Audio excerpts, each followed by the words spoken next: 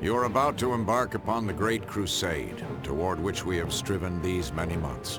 The eyes of liberty-loving people everywhere march with you. In company with our brave allies and brothers in arms on other fronts, you will bring about the destruction of the German war machine, the elimination of Nazi tyranny over the oppressed peoples of Europe, and security for ourselves in a free world. Your task will not be an easy one. But this is the year 1944. Much has happened since the Nazi triumphs of 1940 and 1941. The United Nations have inflicted upon the Germans great defeats. Our air offensive has seriously reduced their strength in the air and their capacity to wage war on the ground. Our home fronts have given us an overwhelming superiority in weapons and munitions of war and placed at our disposal great reserves of trained fighting men. The tide has turned. The free men of the world are marching together to victory. We will accept nothing less than full victory. Good luck, and let us beseech the blessing of Almighty God.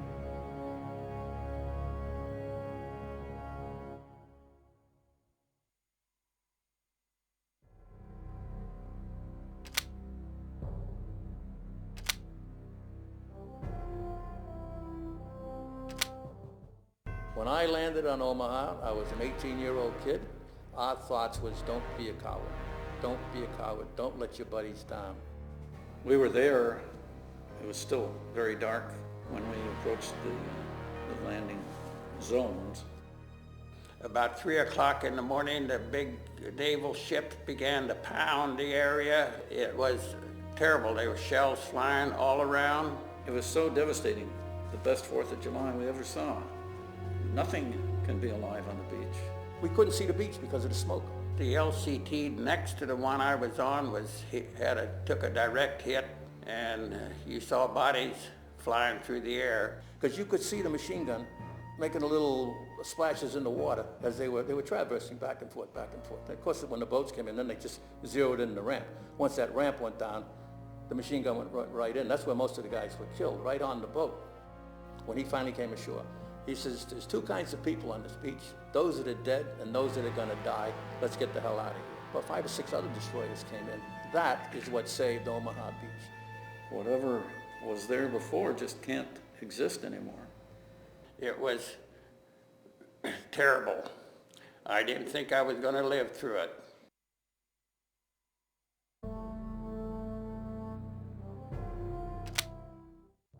I think the worst part was getting off the beach because we'd been transshipped from the tank landing craft onto a Rhino, and by the time we got to the beach and the ramp should have gone down, and the first vehicle off should have been a Scamel recovery vehicle to pull in, it got stuck, and that got stuck coming down the ramp.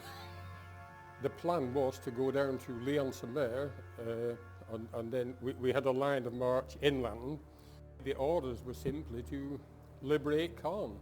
It was horrific. It was horrific because several of us got lost. It was the landscape was a moonscape, not a landscape. The bomb craters they lipped each other, and it was difficult getting in. The devastation had to be seen to be believed. The first people I saw, or we saw, appeared from out of the ground with white helmets on. They were the Maquis and the French resistant people coming out to greet us. When we asked, where was the enemy, the Salomon party, they'd gone, they'd scarpered. So they were well out of Caen then, but they were still on the southern side of the city. I think in a word one could say it was a bit sobering, because you realise from what was going on that it could be a bit unhealthy. They were decimated. They were just shot down like flies, really. It was sad. The battle for Caen, Goodwood, Montesanger, all separate engagement in their own settings. It's difficult, looking back, to think that they were all part of a jigsaw leading to success that we ultimately achieved. I think, like many of my generations who were involved in this, we have to admit in retrospect we were fighting not a ruthless enemy, but a damn good, well-trained, well-prepared enemy. I think the good Lord, he must have been on our side for the victory to have come like it did. If he hadn't have been, it wouldn't have happened. It's as simple as that.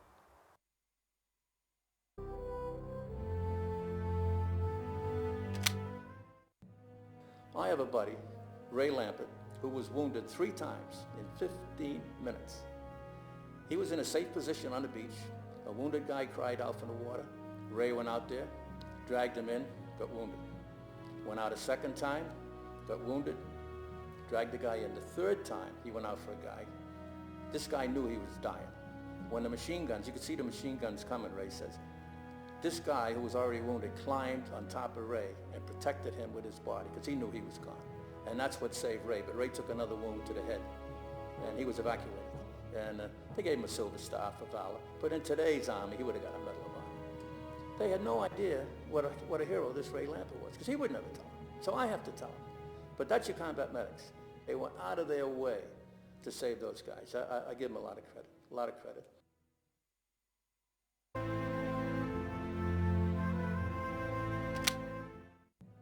Now let me tell you something about an American soldier. American soldiers are well trained, but they always think they know more than their leader. They could hardly wait for that platoon sergeant or the lieutenant to get lost so he could take over. In the German army, they were not taught that. They did not think for themselves. When the sergeant got killed, that was it. They didn't think. They wouldn't dare make it. But in America, they were all waiting. Privates were waiting to take over because they figured they could do a better job. And that's how we survived, believe it or not. I have to tell you, and I don't want to burst people's bubbles, but I went through World War II, Korea, Vietnam. I never heard a dying man call for his mother. To me, that's Hollywood. Now, people swear they heard guys say that. Maybe they did, but I never heard it. You know what they say? GD, why me? Son of a bitch, why me? Why me? And then they look up Chachi and say, I'm going to be okay, right, Sarge? And you look at the medic, and the medic goes, yeah, you're going to be okay, kid. You're going to be okay.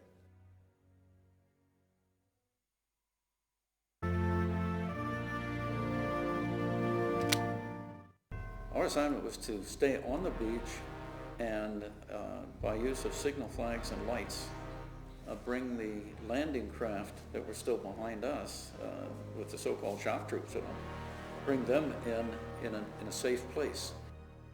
And that meant that we had to be on the beach, not up at the dune line, but down at the water line. And that was where all the shooting was going on. There was the 2nd, 4th, 6th, 7th, and I believe 9th beach battalions, none of which existed after the war. Just survivors. When Eisenhower decided we were going to go, didn't talk to us about it, but when he was ready, they thought they had that break in the morning in the weather, and we took off that night and went across the channel.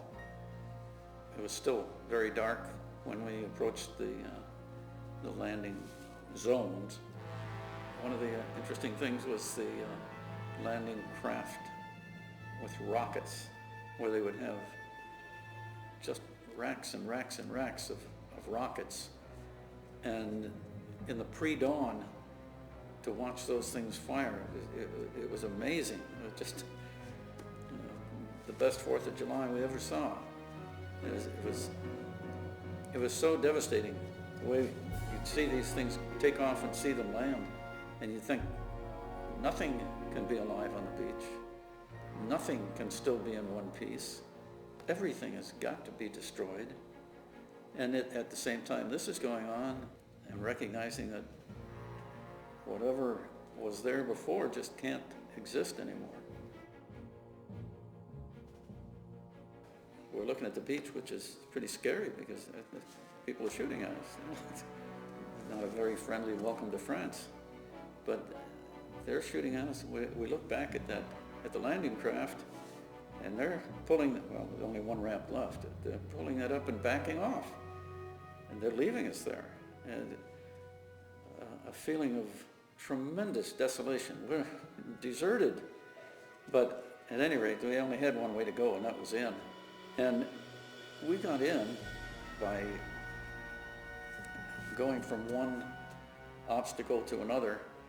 Then you're on an open beach that is zeroed in from every cliff you can see, with small arms, machine guns, and mortar with just about anything that you could describe as armament.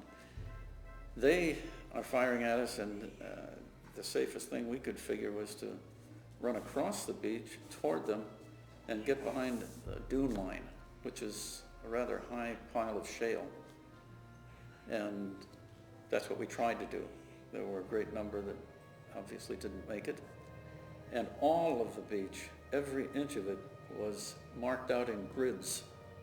They didn't have to fire for accuracy, fire for test, and then start to bombard. They knew exactly what the gun setting should be, and whenever they would spot a tank or a vehicle moving, or a group in one small group, they would just totally hail down on that particular grid and catch anything that was in it.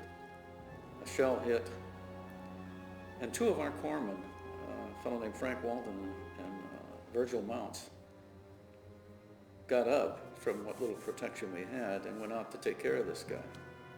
And then when they came back with the next round of shells, they landed very close to us, and it took out my hearing. The same shell killed Mounts. It blew shrapnel right through his body. And that same shrapnel hit Walden, who was kneeling across facing me, and they were much closer than you are to me right now. And I'm yelling at Burroughs, who is next to me. He's a pharmacist, and he won't move, and I can't understand. I can't hear him telling me. Eventually, I get the idea. He's paralyzed. He was hit in the back more deeply than the rest of us. But everybody was wounded or killed. All of the guns were aimed at the beach. They weren't concerned so much with out in the channel, but at the beach, which meant that these big cement encasements were facing the aperture, the opening of it where the guns were facing the beach, not the water. And they couldn't get at them. The big guns from the warships couldn't hit them. The Air Force never came close to them.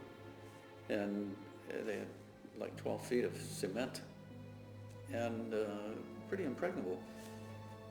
But in our case, at our point, a destroyer, and I think the name of it was a McCook, I'm not sure, but it went way over on the port side, went in until it touched ground, touched the sand, and then took a sharp starboard turn and came at an angle so that it was coming where it could see the aperture. And it fired two shells. One was very close, and the next one went right through that thing and took it out. And it was done.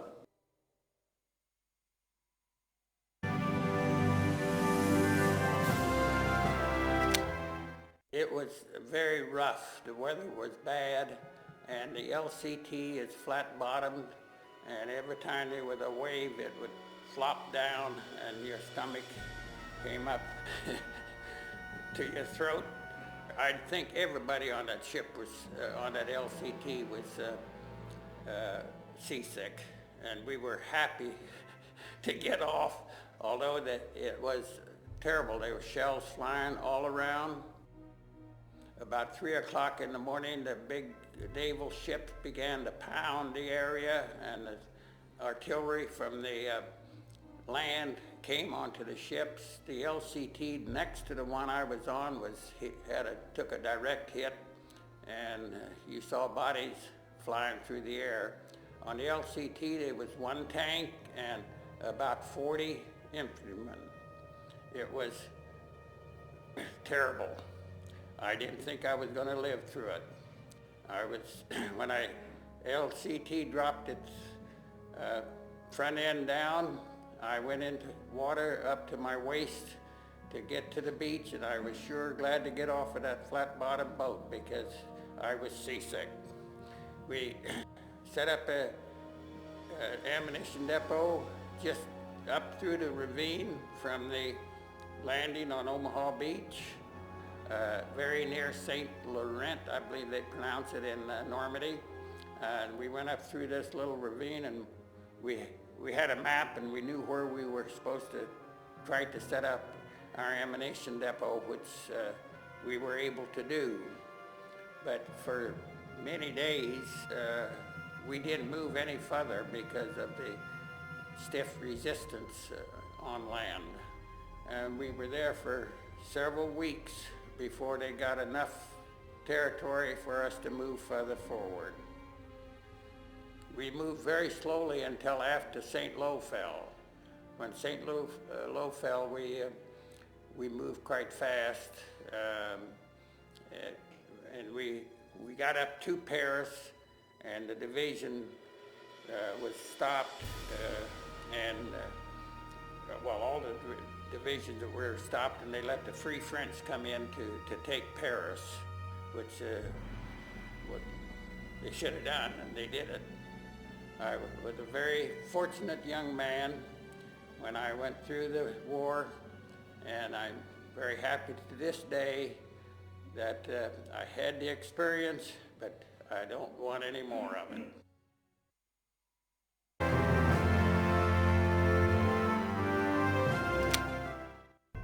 When I landed on Omaha, I was an 18-year-old kid, and I didn't give one thought about the country, mother, apple pie, and ice cream. Our thoughts was, don't be a coward. Don't be a coward. Don't let your buddies down. That's the one thing that was in our minds, our buddies. We loaded the Empire Anvil on the 3rd of June. Now, the invasion was supposed to be the 5th of June. They canceled it. Now, they wouldn't let us back inside the harbor because there was too many boats. We just circled outside, and the storm was still there. The storm let up a little bit, but it was murder. And as I told you, if you've ever been seasick, all you want to do is die. Believe me, the troops, when they got on the landing craft, they could care less about the Germans and fires. They were dying with being seasick. And thank the Lord I wasn't, because I was Merchant Marine. But it's the worst feeling. And we've been on that ship since the 3rd, remember? Well, when we were heading for the beach, we couldn't see the beach because of the smoke, the fires from what little bombardment there was there, and the current had been pushing us to the east, which we didn't know. We ended up almost 2 miles east of where we were supposed to have landed at 6:30 in the morning. The initial assault was L Company and I Company. Luckily, we were 2 miles off. We were heading for the British beaches to the east. And they realized their mistake. They turned around and came back. Unfortunately, while we were lost, all the boats from the right flank, which is Easy Red, was blown over onto our beach. They got our beach fouled, so we cannot get in. So we were circling out there like ducks, sitting ducks. And the Germans just picked off each boat. Bam, bam, bam. So all 4 boats were sunk and hit by mines. My boat was hit by pieces of this. This is a shell fragment from a German 88, the most accurate weapon in World War II. But this is the one that caused most of the damage on the beach because it was so accurate and had such a high muzzle velocity. But we figured this is the one that hit my boat, and my boat was capsized, and I was knocked unconscious. The next thing I knew, I found myself on the beach, propped up against the rock wall, underneath the protection of this cliff, which is on the very left flank, which is really Fox Red Beach. I was told later that 2 of my men in the boat dragged me ashore, propped me up against the ledge, and to this day, I don't know who did it. So I laid there on the beach from 8 o'clock in the morning until 10 o'clock at night when we were evacuated. I saw them starting to bring the dead and the wounded over, and I said, oh man, am I lucky?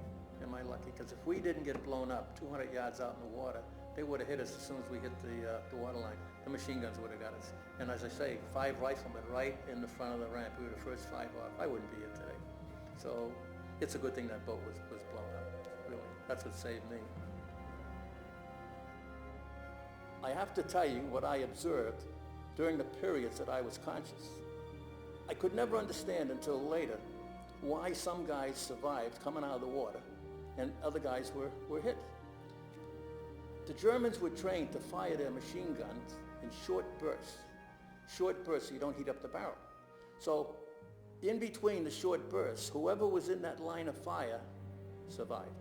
Because you could see the machine gun making a little splashes in the water as they were traversing back and forth, back and forth. Of course, when the boats came in, then they just zeroed in the ramp. Once that ramp went down, the machine gun went right in. That's where most of the guys were killed, right on the boat. The machine gun just went right in. The Air Force was supposed to bomb Omaha Beach before we landed. The whole idea was to make shell holes so we could get in and for some protection. Well, they were late in assembling over England. So by the time they got to the beach, we were already coming in. And they were afraid to drop the bombs for fear they'd hit us in the landing craft. So much for pinpoint bombing. So they dropped their bombs 3 miles inland, which didn't do us any good. There was absolutely no holes in the beach for us to get into. There's also a famous saying, which is it's alluded that Brigadier General Dutch Coda from the 29th Division said, but it was really my regimental commander, Colonel Taylor, when he finally came ashore. He says, there's 2 kinds of people on this beach, those that are dead and those that are going to die. Let's get the hell out of here.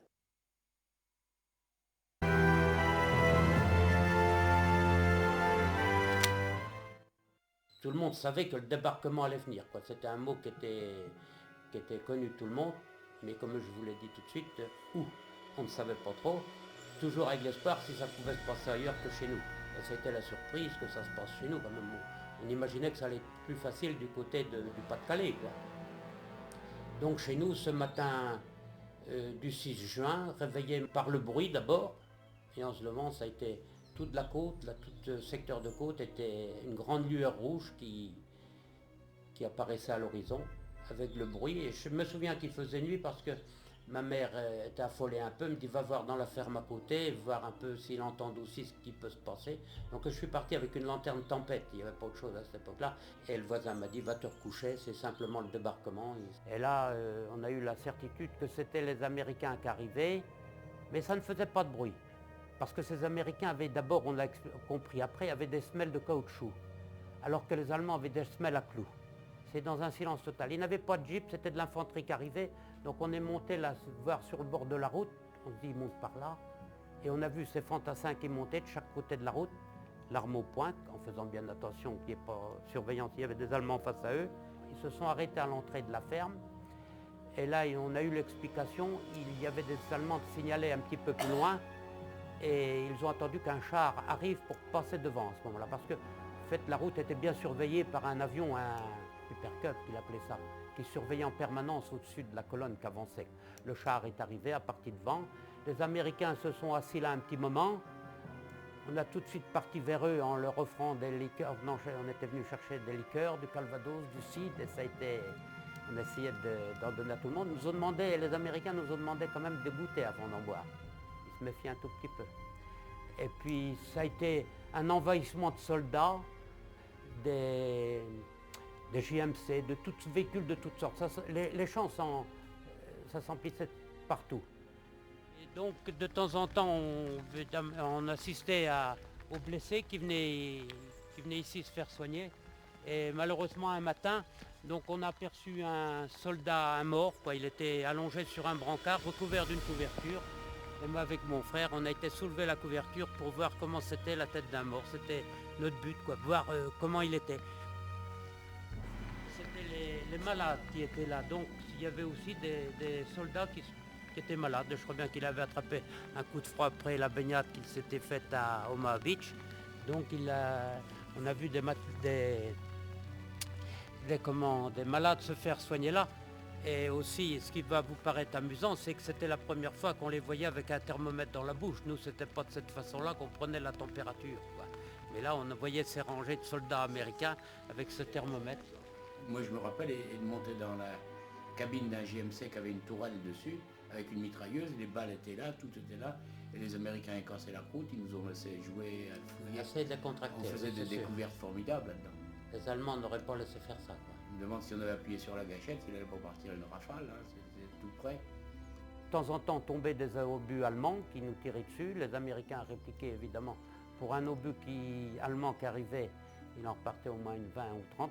Il est passé quelquefois des avions allemands. Une fois, il en est passé 4, il en est revenu qu'un. Les 3 autres sont tombés là pas bien loin. Ça aussi, chute d'avion. Et les Allemands, les Américains sont précipités avec le fusil, le mitrailleuse, ils l'ont tiré sur l'avion qui passe avec tout ce qu'ils pouvaient. Je crois qu'il est tombé un peu plus loin, il n'a pas rentré à sa base non plus, quoi. Les Allemands avaient peu de chance de circuler en avion, quoi.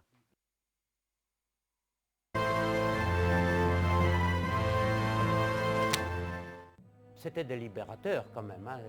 Ils ont été accueillis à bras ouverts, ça a été une fête, ça a été... Mais chez nous particulièrement plus intense puisqu'on est resté presque 2 mois avec eux. Alors qu'à beaucoup de places, la libération, ça a été comme le passage du Tour de France. Vous savez, la caravane qui passait et qui lançait des petits gadgets et des objets, des chewing-gums et des différents trucs. Alors que nous, on a assisté au débarquement, bien sûr, on était sur le site du débarquement, mais le site privilégié quand même, on était avec les Américains, alors que 3 kilomètres après, là de l'autre côté de Comont, ça a été le massacre quand même, des bombardements, des tueries. Il y a eu beaucoup de civils de tués de l'autre côté, hein. Il y a eu beaucoup plus de civils de tués dans notre région qu'il n'y en a eu sur le bord de la côte au débarquement. Finalement, il n'y a pas eu beaucoup de civils sur la côte de tués au débarquement.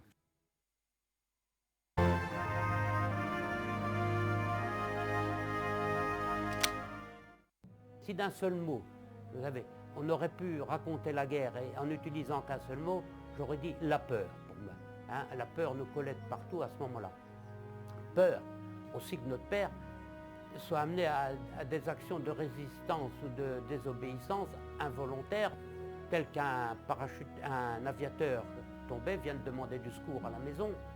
Ça, c'était des choses qui ont été faites dans différents endroits et qui étaient assez...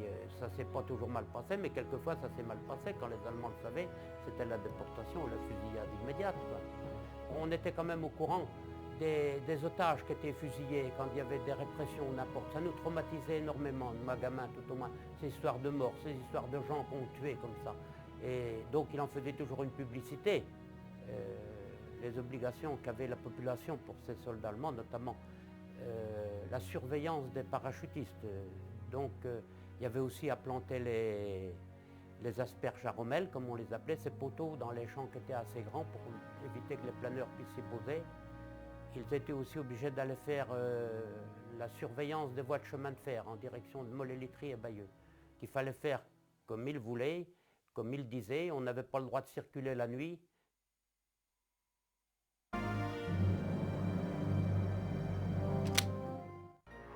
The whole idea was to move back, and they were going to pop smoke. So when the bombers came in, they knew bomb this side of the smoke. Well, the Army asked them to come in parallel with the front line. For some reason, the 8th Air Force came in over us, and the smoke blew the wrong way, and the bombs fell on the Americans at St. Lo.